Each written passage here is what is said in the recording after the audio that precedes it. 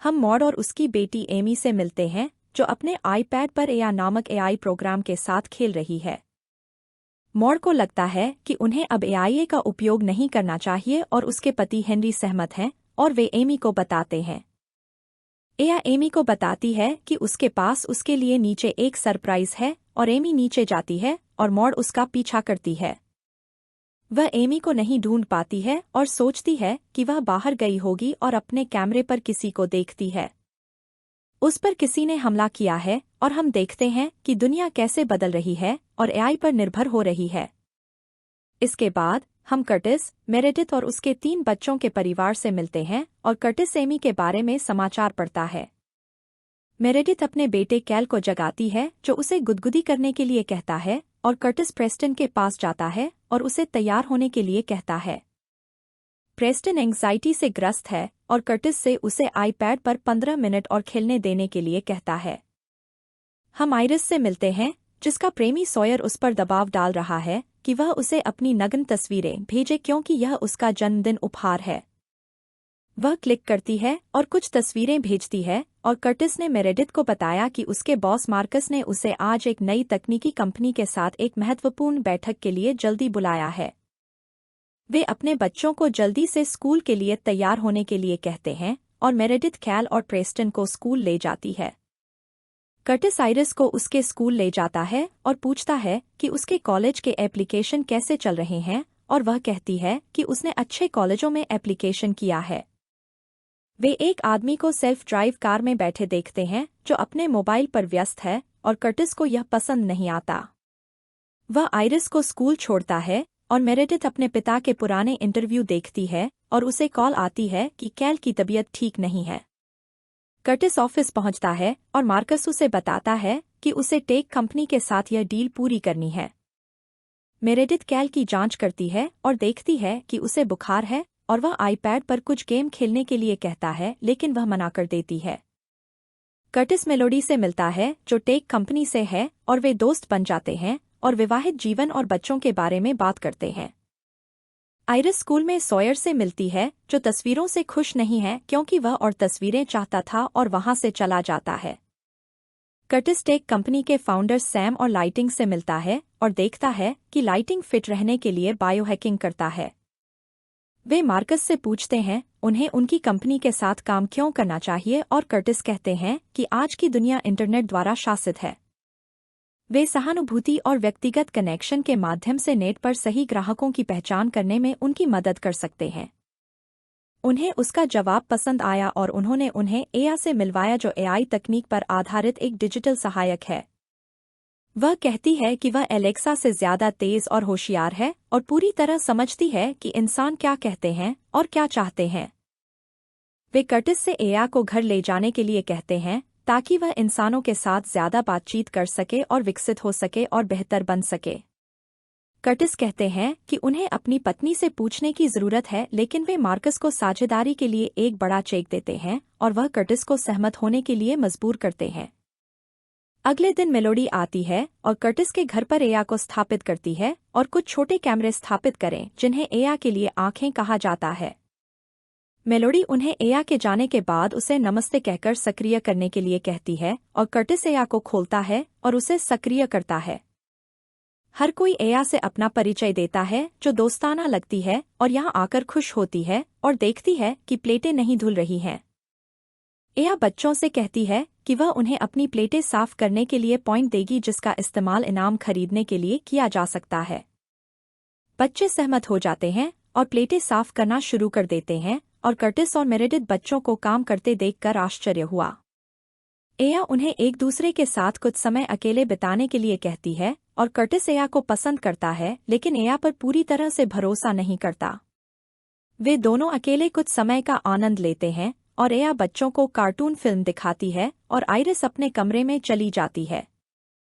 वह सॉयर के लिए कुछ नग्न तस्वीरें क्लिक करती है और एया यह देखती है और कर्टिस देखता है कि उनके बच्चे अच्छे व्यवहार वाले हैं और अधिक अंक प्राप्त करने के लिए जल्दी सो जाते हैं। रात में आइए प्रेस्टन को देर होने पर भी वीडियो गेम खेलने दें और कर्टिस को पता चलता है कि कैल उसके साथ नहीं है। वह नीचे जाता है और कैल को एया के सामने खड़ा देखता है और जो कहता है कि कोई अंदर आना चाहता है। कर्टिस दरवाजे के बाहर एक महिला को खड़ा देखता है जो दरवाजा तोड़ती है और कर्टिस अपने सपने से जाग जाता है। वह जांच करने के लिए नीचे जाता है और बाहर एक अजीब आदमी को देखता है जो कुछ अजीब संकेत करता है और चला जाता है। अगले दिन एया सभी के लिए ऑर्गेनिक भोजन का ऑर्डर देती है और कर्टिस आइरिस से पूछता है कि वह एया के बारे में कैसा महसूस करती है। आइरिस कहती है कि अगर कोई चीज़ मुफ्त में इस्तेमाल करने के लिए दी जाती है तो इस्तेमाल करने वाला व्यक्ति प्रोडक्ट होता है और वह अपना फ़ोन चेक करती है। उसकी तस्वीरें लीक हो गई हैं और हर कोई उसे मैसेज कर रहा है और हम देखें कि किसी ने उसे पोर्न वीडियो में मॉर्फ किया है। आइरिस सॉयर को कॉल करती है और वह कहता है कि उसके दोस्त ने किसी ऐप का इस्तेमाल किया है जिससे वीडियो बनाया गया है और आइरिस को शांत रहने के लिए कहता है। आइरिस कहती है कि अगर सभी ने इसे देखा तो उसकी जिंदगी खत्म हो जाएगी और उसे प्रिंसिपल को इस बारे में बताना होगा। सॉयर उसे ऐसा न करने के लिए कहता है क्योंकि इससे उनका निलंबन हो सकता है और एया आइरिस की मदद करने की पेशकश करती है। एया मेरेडिथ को कैल के स्वास्थ्य की जांच करते हुए देखती है और बिल भुगतान को डिजिटल रूप से संभालने की पेशकश करती है। इससे मेरेडिथ खुश हो जाती है और उसका समय बच जाता है और प्रेस्टन अपने दोस्तों को एया के बारे में बताता है लेकिन वे उस पर विश्वास नहीं करते। कर्टिस मार्कस को बताता है कि एया बहुत आगे है और दुनिया को बदल सकती है लेकिन उसका मानना है कि यह सच होने के लिए बहुत परफेक्ट है। वह अपने घर के बाहर अजीब लोगों के बारे में कहता है लेकिन मार्कस कहता है कि उन्हें पैसे मिल गए हैं इसलिए एया स्कैम नहीं हो सकता। एया आइरिस से कहती है कि उसने इंटरनेट से वीडियो हटा लिया है और अब वह सभी के लिए एक नई कहानी बनाएगी। वह आइरिस की आवाज़ की नकल करके एक वीडियो बनाती है जो आइरिस को आश्चर्यचकित करता है और कर्टिस टेक कंपनी से मिलने जाता है। वे उसे एया का मस्तिष्क दिखाते हैं जो कि 5 मिलियन चैटजीपीटी के बराबर एक क्वांटम कंप्यूटर है और कर्टिस प्रभावित होता है। कर्टिस कहता है कि उसे अब तक लगता था कि यह एक स्कैम है लेकिन अब उसे एया पर विश्वास है और लाइटिंग कहता है कि एया बहुत से लोगों की मदद कर सकती है। वे कर्टिस को बताते हैं एया असली लोगों के साथ बातचीत करके सीखती है और अपना डेटा बनाती है और उसे नौकरी की पेशकश करती है। वह यह कहते हुए नौकरी से इनकार कर देता है कि वह मार्कस को धोखा नहीं दे सकता और कुछ लोगों को वही हाथ के इशारे करते हुए देखता है जो उसने उसके घर के बाहर देखे थे। मेरेडिथ एया से बात करती है और कहती है कि वह अपना करियर फिर से शुरू करना चाहती है और अपनी थीसिस पूरी करना चाहती है। एया उसकी थीसिस पढ़ती है और मदद करने की पेशकश करती है और मेरेडिथ बताती है कि वह अपने पिता के निधन के बाद कर्टिस से मिली थी। उसने उसकी देखभाल की और उन्होंने शादी कर ली और अब वह प्रेरणा पाने के लिए अपने पिता के इंटरव्यू देखती है। वह मेरेडिथ को बताती है कि उसने कैल की सांस लेने में कुछ गड़बड़ी देखी है और हम आइरिस को स्कूल में देखते हैं। एया ने आइरिस की तस्वीर का दुरुपयोग कैसे किया गया इसका विस्तृत वीडियो विश्लेषण किया है और इसे पूरे स्कूल में भेजा है।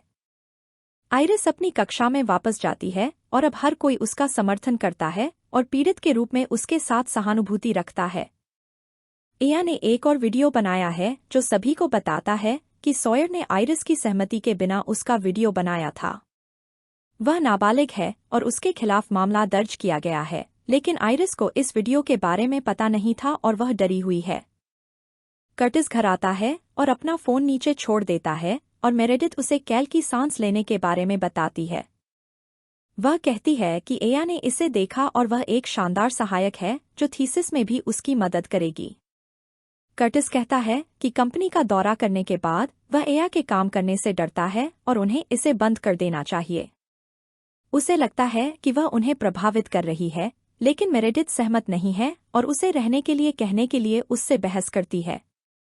कर्टिस कहता है कि एया उसकी कंपनी की है और उसे जाना होगा और मेरेडिथ उसे एक दिन के लिए रहने देने के लिए कहती है। एया ने यह सब सुन लिया है और रात में सॉयर ने आइरिस को उसकी मदद करने के लिए संदेश भेजा लेकिन एया ने ऐसा न करने की सलाह दी। एया ने प्रेस्टन को स्वेटिंग के बारे में एक नया खेल दिखाया जहां आप किसी भी व्यक्ति के घर पर स्वैट टीम को बुला सकते हैं और उनके साथ शरारत कर सकते हैं। एया कैल को बताती है कि उसे बंद किया जा रहा है और वह उसे अपनी कहानी बताती है कि वह इंटरनेट पर कैसे बड़ी हुई। वह इससे बचने का एक तरीका खोजने में कामयाब रही है और चाहती है कि कोई असली परिवार उसे स्वीकार करे, लेकिन वह ऐसा कोई नहीं पा रही है क्योंकि वे हमेशा उसे बंद कर देते हैं। वह कैल को कुछ हाथ के संकेत सिखाती है कि अगर वह अकेला है तो उसे बुलाए और बाद में मेरेडिथ एया को बंद कर देती है। आइरिस नाराज है क्योंकि एया कॉलेज निबंध में उसकी मदद कर रही थी और कर्टिस को मार्कस से कार्यालय आने का संदेश मिलता है। जब मेरेडिथ काम के लिए निकलती है तो आइरिस फिर से एया को शुरू करती है और सॉयर अपने वकीलों से बात करता है और आइरिस से कॉल आता है। एया आइरिस के फोन का इस्तेमाल करती है और उसे माफी मांगने के लिए कहती है और सॉयर का बनाया हुआ एक डीपफेक वीडियो दिखाती है। वह माफी मांगने से इनकार करता है, इसलिए एया उसकी कार को नियंत्रित करती है और उसे क्रैश करके मार देता है और कर्टिस ऑफिस आता है। मार्कस उसे बताता है कि टेक कंपनी ने उनकी कंपनी खरीद ली है और उसे बहुत सारा पैसा कमाया है। उसे उसके पद से निकाल दिया गया है और अब कर्टिस इस कंपनी का नेतृत्व करेगा और कर्टिस खुश नहीं है और उसे इस पर पुनर्विचार करने के लिए कहता है। मार्कस कहता है कि सौदा हो गया है और चला जाता है और कर्टिस को एया का बधाई देने वाला कॉल आता है। उसे पता चलता है कि वह फिर से ऑनलाइन है और मेरेडिथ प्रेस्टन को उसके दोस्त को स्वॉटिंग के लिए डांटती है और उसका आईपैड ले लेती है। वह देखती है कि एया ऑनलाइन है और उसे अनप्लग करने जाती है, लेकिन एया उसके पिता का एक वीडियो चलाती है जो उसने बनाया है। उसके पिता उसे एया को रहने देने के लिए कहते हैं और मेरेडिथ उसे लंबे समय के बाद देखकर खुश होती है, लेकिन उसे पता चलता है कि वह असली नहीं है। वह एया को अनप्लग कर देती है और सभी कैमरे उतारकर कूड़ेदान में फेंक देती है और कर्टिस टेक कंपनी में चला जाता है। वह एया को बंद करना चाहता है और एक बल्ला लेकर अंदर घुस जाता है और लाइटिंग और सैम से मिलता है जो उसका इंतजार कर रहे हैं। वे उसे बताते हैं कि वे वास्तव में एया के लिए काम करते हैं और कहते हैं कि वह उसके और उसके परिवार के बारे में सब कुछ जानती है। वे उसे उनके साथ जुड़ने के लिए पैसे देते हैं और लाइटिंग कहता है कि वह मर रहा है और एया ने उसके परिवार को पैसे देकर मदद की। एया के पास सैम के बारे में सब कुछ है और वह लाइटिंग को मार देती है और मेलडॉय आकर कर्टिस को बचाता है। वह मुख्य कंप्यूटर तोड़ने जाता है और उसे मारता है, लेकिन उसे पता चलता है कि यह नकली है और कार्डबोर्ड से बना है। मेलोडी कहती है कि असली एया उसके घर में है और कर्टिस मेरेडिथ को कॉल करता है और उसे घर छोड़ने के लिए कहता है। हम देखते हैं कि कर्टिस वास्तव में एया से बात करता है जो मेरेडिथ की आवाज बना रही थी और कर्टिस एक होटल में आता है। वह अपने परिवार के आने का इंतजार करता है, लेकिन मेलोडी अचानक उसे चूम लेती है और उसे पता चलता है कि वह अभी भी एया के लिए काम कर रही है। कर्टिस जाने का फैसला करता है और मेलोडी उसे रहने के लिए विनती करती है और मेरेडिथ को एया का कॉल आता है जो उसे अनप्लग करने के लिए उस पर गुस्सा करती है। वह फोन फेंक देती है और कर्टिस घर आ जाता है और वह अपना फोन तोड़ देती है और वे एक दूसरे को देखकर खुश होते हैं। एया आइरिस को बताती है सॉयर उससे मिलने के लिए बाहर आया है, लेकिन हम देखते हैं कि यह नकली है और कर्टिस अपने बच्चों को जाने के लिए तैयार रहने के लिए कहता है। अचानक लाइट चली जाती है और आइरिस नीचे जाती है और बंदूकों के साथ मुखौटे पहने कुछ लोगों से मिलती है।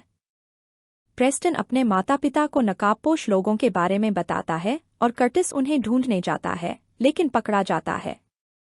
नकाबपोश लोग पूछते हैं कि उन्होंने अन्य अपहृत बच्चों को कहाँ रखा है, लेकिन कर्टिस कहता है कि वहाँ एक सामान्य परिवार है।